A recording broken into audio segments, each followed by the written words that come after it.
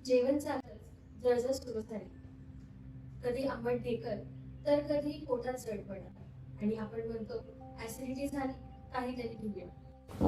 ए भाई, कोई है जो मुझे दिलाएगा इस एसिडिटी से छुटकारा, क्योंकि हमने बहुत खा लिया है आज। ए भाई, अरे चाचा, ये लो साज। तर ऍसिडिटी हा खरंच एक छोटासा त्रास आहे का, की आपल्या चुकीच्या जीवनशैलीमुळे होणारा काही परिणाम आहे? हे जाणून घेण्यासाठी आज आपल्याला लाभलेले आहे इनोव्हेट फार्माचे संचालक माननीय डॉक्टर रामदास कुटे. नमस्कार सर. आम्हाला सांगा ऍसिडिटी म्हणजे नेमकं काय?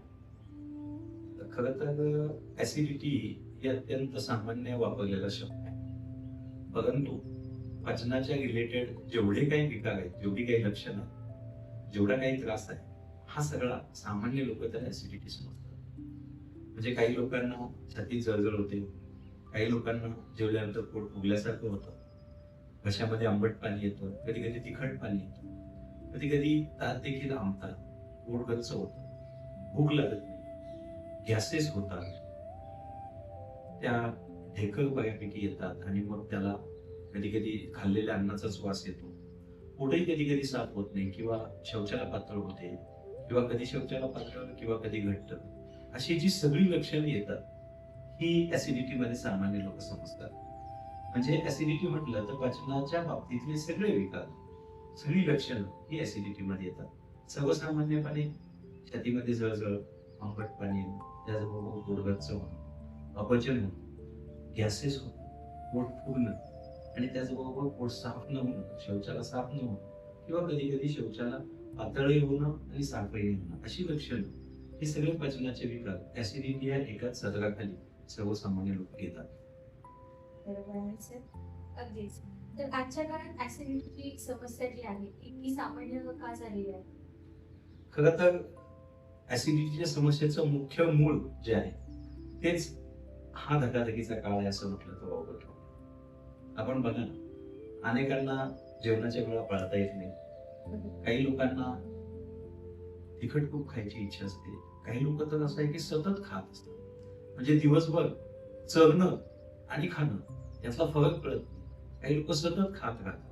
त्याचबरोबर काही लोकांना तिखट खावंसं वाटतं, काही लोकांना मोबाईल समोर असल्याशिवाय किंवा मोबाईल बघत बघतच जेवायची सवय, काही लोक पेपर वाचत जेवतात, काही लोक टीव्ही बघत जेवतात, काही लोकांना इतरांशी गप्पा मारत जेवण्याची सवय. बऱ्याच वेळा जेवणाच्या वेळा पाळल्या जात नाही, अशी अनेक गोष्टी आहेत. कभी कभी मेरे दिल में ख्याल आता है कि एसिडिटी ना होती तो मैं ये खाता, मैं वो पीता। अरे बिग बी जी, ये लो साज, क्योंकि साज ही है एसिडिटी का आयुर्वेदिक इलाज। याच्यामध्ये मानसिक ताणतणाव हा देखील एक महत्वाचा आहे. काही वेळा सतत औषधं खाणं, म्हणजे ऍसिडिटी सारख्या तक्रारींवरती काही रुग्ण तर सतत ॲलोपॅथिक औषधं घेत राहतात. म्हणजे कित्येक वेळा त्यांचं असं म्हणणं असतं की मला गोळी घेतल्याशिवाय जेवणच जात. मग ओमेप्रोझॉल सारखं औषध असेल, पॅन्टाप्रोझॉल सारखी औषध असतात, ही औषधं सतत खाल्ली जातात. बऱ्याच वेळा पेनकिलर्सची औषधं, वेदनाशामक औषधं देखील सतत घेतली जातात. औषधांमुळे ऍसिडिटी होते, जेवणाच्या सवयी न पाळल्यामुळे होतं. खरं तर आपली बदललेली जीवनशैली, मानसिक ताणतणाव आणि आजूबाजूचा आहार विहार ही मुख्य कारणं ऍसिडिटीची आहे. आणि जे ऍसिडिटीचा त्रास आहे तर तो टाळण्यासाठी आपण आपल्या कोणते बदल करायला हवे? अगदी खरं तर जीवनशैलीतला बदल हेच ऍसिडिटी टाळण्याचं मुख्य औषध आहे असं म्हटलं तर वावगं ठरणार. आम्ही नेहमी म्हणतो की पित्ताच्या विकारासाठी पथ्य आवश्यक आहे. म्हणजे जर पथ्य नाही पाळणार तुम्ही तर हा विकार जाणार नाही. सगळ्यात महत्वाची गोष्ट आपण एक साधी गोष्ट समजूया की माठाला भोक असेल आणि तो माठ भरायचा प्रयत्न केला तर भरला जाणार नाही. अगदी त्याच पद्धतीनं ज्या कारणांमुळे ऍसिडिटी किंवा पचनाच्या विकारांचा त्रास होत आहे ती कारणं जर आपण ओळखली नाही केली, त्याच्यापासून जर आपण बाजूला नाही राहिलो तर मग ऍसिडिटी किंवा त्यासारख्या समस्यांपासून आपण कधी दूर जाऊ शकतो. म्हणजे काय तर खरं पाहायला गेलं तर सगळ्यात महत्वाचं कारण आहे आजच्या धकाधकीच्या जीवनामध्ये आणि विशेषतः व्यवसायामध्ये असलेले किंवा नोकरी धंद्यात काम करणारे लोक आहेत, यांनी मानसिक ताणतणाव कमी करणं ही अत्यंत महत्वाची गोष्ट आहे. कारण एका ठिकाणी असं म्हटलं जातं की लोकांच्या समस्या ज्या आहेत, तुम्ही तुमच्या समस्या ज्या आहेत ह्या समस्या डोक्यात या, ह्या समस्या तुमच्या हाताने त्या निराकरण करण्याचा प्रयत्न करा, परंतु त्या समस्या पोटात कधी घेऊ नका. कारण त्या जर समस्या तुमच्या पोटात आल्या तर ताणतणावातनं तुम्हाला ऍसिडिटी, पुढे जाऊन गॅस्ट्रिक किंवा डिओडिनल अल्सर सारखा गंभीर आजार देखील होऊ शकतो. म्हणजे आताच्या जमान्यामध्ये कित्येक रुग्ण असे आहेत की ते म्हणतात की डॉक्टर आम्ही पथ्य पाळतो, त्याचबरोबर मी कुठली औषधही घेत नाही, खरं तर मी तिखटही खात नाही, मी शुद्ध शाकाहारी आहे, चहा मी अति प्रमाणात पित नाही, तरी देखील मला ऍसिडिटीचा का त्रास होतो. तर त्याचं कारण हे इतर जीवनशैलीतले बदल नव्हे, तर कधी कधी केवळ मानसिक ताणतणाव, त्यामुळे झोप न लागणं, उशिरा झोपणं, कधी कधी उशिरापर्यंत झोपणं, दिवसभर गुंगीत असणं, ह्या मानसिक ताणतणावामुळे देखील ऍसिडिटी होते. आणि म्हणून हे टाळलं पाहिजे. मानसिक ताणतणाव असेल, आहारामध्ये काही लोकांना तेलकट तिखट खायची खूप सवय असते, तर त्या गोष्टी याच्यामध्ये टाळल्या पाहिजे. मग गणेश काय तोंड है साला, कभी कभी तो लगता है कि अपन एक भगवान है, लेकिन एसिडिटी से आज भी परेशान है. अरे ये लो साज. साज ही है एसिडिटी का आयुर्वेदिक इलाज. ऍसिडिटी आणि तणाव या दोन गोष्टींचा संबंध कसा आहे? तुमच्या शरीरावरती जे जे तुमच्या शरीरामध्ये बदल होत आहेत, शरीराला दोन गोष्टी आहेत, एक शरीर आणि मन.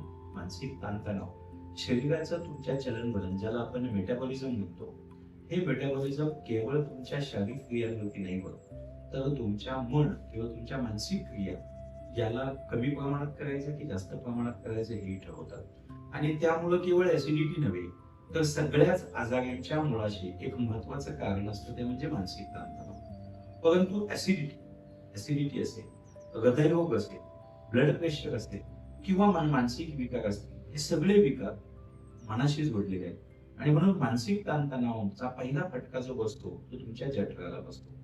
तुमच्या शरीरामध्ये अत्याधिक प्रमाणामध्ये हायड्रोक्लोरिक ऍसिड, जे ऍसिडिटीचं किंवा आम्लतेचं मुख्य कारण आहे, ते जास्त प्रमाणात स्रवलं जातं.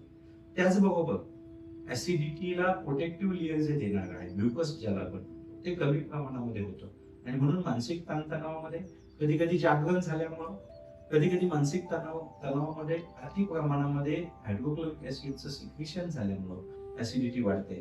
आणि म्हणून ऍसिडिटीच्या पेशंट केवळ औषधं न घेता त्याच्याबरोबर आपला तणाव देखील कमी केला पाहिजे. वेगवेगळे उपाय, मानसिक तणाव कमी करण्यासाठी वेगवेगळ्या उपायांचा उपयोग केला पाहिजे, आणि तरच आपण ऍसिडिटी पासून कायमची मुक्तता मिळवू शकतो. बरोबर सर. तर ऍसिडिटीचा त्रास असणाऱ्या सामान्य व्यक्तींनी कोणती पथ्ये आहेत जी पाळायला हवी आणि त्याच्यामुळे ऍसिडिटी कमी होते? ऍसिडिटीची सगळ्यात महत्वाची गोष्ट आहे तुम्ही जे खाता, तुम्ही ज्या पद्धतीने वागता, आणि तुमचा मानसिक ताणतणाव ही मुख्य गोष्टी आहे. आणि म्हणून सगळ्यात महत्वाची गोष्ट आहे की जे तुम्हाला पचेल आणि रुचेल तेच खाल्लं पाहिजे. आपल्याला ज्या गोष्टी पचत नाहीत त्या खायला नाही पाहिजे. म्हणून जेवण साधं असावं. ऍसिडिटीचे जे रुग्ण आहेत यांनी शक्यतो मांसाहार, आंबट, तेलकट आणि तिखट पदार्थ ओझे केले पाहिजे. 21व्या शतकामध्ये धकाधकीच्या जीवनशैलीमध्ये आणि त्याचबरोबर लाईफस्टाईल बदलल्यामुळे अनेक लोक वेगवेगळ्या पद्धतीचे आहार घेत असतात, आणि याच्यामध्ये अत्याधिक प्रमाणाचं स्पायसेस ज्याला आपण म्हणतो किंवा मसालेदार पदार्थ असतील, मिठाचं प्रमाण खूप जास्त प्रमाणामध्ये आहे, तिखटाचं प्रमाण खूप जास्त प्रमाणामध्ये आहे, आणि बऱ्याच वेळा रेडीमेड फूड किंवा प्रिझर्व फूड किंवा पॅकेट फूड वापरलं जातं, आणि याच्यामध्ये हे पदार्थ तळलेले असतात, म्हणजे तेलाचा संपर्क जास्त येतो.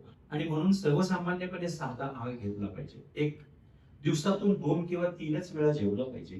त्या व्यक्तीच्या जीवन पद्धतीवरती आपण हे ठरवलं पाहिजे की 2 किंवा 3च वेळा जेवण केलं पाहिजे.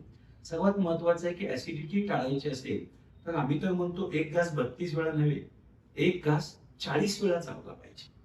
कारण घासाचं चर्वण चांगलं झालं तरच मग पचनाची क्रिया तुमच्या मुखापासून सुरू होते. म्हणून जेवण चांगल्या पद्धतीने चावलं पाहिजे, एकाग्र चित्तानं जेवलं पाहिजे, वेळेवरती जेवलं पाहिजे, आणि आहारामध्ये तेलकट किंवा तिखट पदार्थ, मसालेदार पदार्थ आणि शक्यतो ताजे पदार्थ आहार करायचे पाहिजे. आपण बऱ्याच वेळा जे प्रिझर्व फूड आहे, जे पॅकेट्स मध्ये वेफर्स येतात, अनेक पदार्थ येतात, तर याच्यामध्ये मिठाचं प्रमाण खूप जास्त प्रमाणात असतं. हे पदार्थ टिकावेत म्हणून अनेक पद्धतीचे प्रिझर्वेटिव्ह वापरले जातात, आणि हे प्रिझर्वेटिव्ह देखील ऍसिडिटीचे एक मुख्य कारण आहे. आणि म्हणून आहार घेताना मानसिक ताणतणाव टाळला पाहिजे, जेवणाच्या वेळा नियमित केल्या पाहिजे. मानवी शरीर आणि मन हे एका घड्याळाप्रमाणे चालत असतं, त्यामुळे आपण जर जेवणाच्या वेळा फिक्स ठेवल्या आणि त्याच वेळी जेवण घेतलं तर मग शरीर आणि मन हे दोन्ही आपल्या जठराला एक वेगळा संदेश देतं आणि त्याच वेळी पाचक स्राव जठरामध्ये येतात. म्हणून जर आपण जेवणाच्या वेळी बदलल्या तर मग ज्या वेळी जेवायला हवं त्यावेळी जर आपण नाही जेवलो तर मग ते पाचक स्राव ऍसिडिटीला कारणीभूत ठरतात आणि नंतर आपण जेवलो तर मग आपल्याला अपचन होऊन पुन्हा गॅसेस कॉन्स्टिपेशन सारखी लक्षणं दिसायला लागतात. तर या गोष्टींचं पथ्य आपण जर पाळलं सर्वात महत्वाचं आहे मानसिक ताणतणाव टाळणं, जेवणाच्या वेळा नियमित ठेवणं, आहारामध्ये तिखट, तेलकट, आंबट पदार्थांचा कमीत कमी वापर करणं, शक्यतो आपलं जेवण हे ताजं असावं आणि एकाग्र चित्तानं जेवावं. एवढ्या गोष्टी जरी केल्या तरी आपण ऍसिडिटी पासून किंवा पचनाच्या सर्वच विकारांपासून आपल्याला आराम मिळू शकतो. रिया घड्याळ बघतेस ना किती काय work from home. Mama it's my new job आणि आता त्यांचा दिवस म्हणजे आपली रात्र आहे. पण आपला हा चंद्र दमलाय अगदी. Mama we are next gen. Generation कुठलीही असू दे पण जागरणामुळे ऍसिडिटी होणार. I have a solution. See हे आहे साज. Cut it and drink it. छान आहे ग. साज ऍसिडिटीचा आयुर्वेदिक इलाज. ऍसिडिटीवरती आपल्याकडे कोणकोणते औषधे उपलब्ध आहेत किंवा औषध निर्माण आपण करू शकतो? खरं तर इंदुकेअर फार्मा गेले 25 वर्षापासून ऍसिडिटी खरं तर इंदुकेअर फार्माचा जन्मच मुळात ऍसिडिटीच्या औषधाने झाला. आमचं साज सिरप नावाचं औषध आहे. आम्ही म्हणतो साज ऍसिडिटीचा आयुर्वेदिक इलाज. फास्ट बी आणि लॉंग लास्टिंग. याच्यामध्ये काय आहे आवळा, शतावरी, ज्येष्ठमध, जटामांसी, शंखभस्म यासारखी औषधं आहेत. इलायची सारखा फ्लेवर आहे. खरं तर साज हे एकमेव औषध आहे ज्याच्यामध्ये मानसिक विकारावरती किंवा ताणतणावावरती काम करणारं जटामांसी हा घटक द्रव्य आहे आणि त्यामुळं इंदुकेअरचं साज केवळ अपचनाचा किंवा ऍसिडिटीच्या त्रासापासून मुक्तता देत नाही तर मानसिक ताणतणावामुळे वाढणारी ऍसिडिटी याला देखील ते फायदेशीर ठरतं. आणि म्हणून ऍसिडिटी असेल, कॉन्स्टिपेशन असेल, गॅसेस असेल किंवा इंडायजेशन असेल या सर्वच विकारावरती अत्यंत उत्कृष्ट औषध इंदुकेअर गेले 25 वर्ष विकते आहे आणि ते औषध म्हणजे सिरप साज. हे अत्यंत चवीला उत्कृष्ट आहे. नैसर्गिक आवळा फ्लेवर मध्ये आहे. याने ऍसिडिटी कमी होते, जळजळ कमी होते, गॅसेस पासून आपल्याला मुक्तता मिळते आणि त्याचबरोबर आपली पचनशक्ती सुधारते आणि म्हणून साज ऍसिडिटी का आयुर्वेदिक इलाज हेच ऍसिडिटी आणि पचनाच्या सर्व विकारावरचं एक रामबाण औषध आहे असं मी म्हणू शकतो. धन्यवाद. तणावावर नियंत्रण आणि आवश्यकतेनुसार योग्य उपचार या सर्व गोष्टी महत्त्वाच्या आहेत. आपल्या आरोग्याशी संबंधित अशाच उपयुक्त माहितीसाठी आमचे व्हिडिओ नक्की पाहत राहा.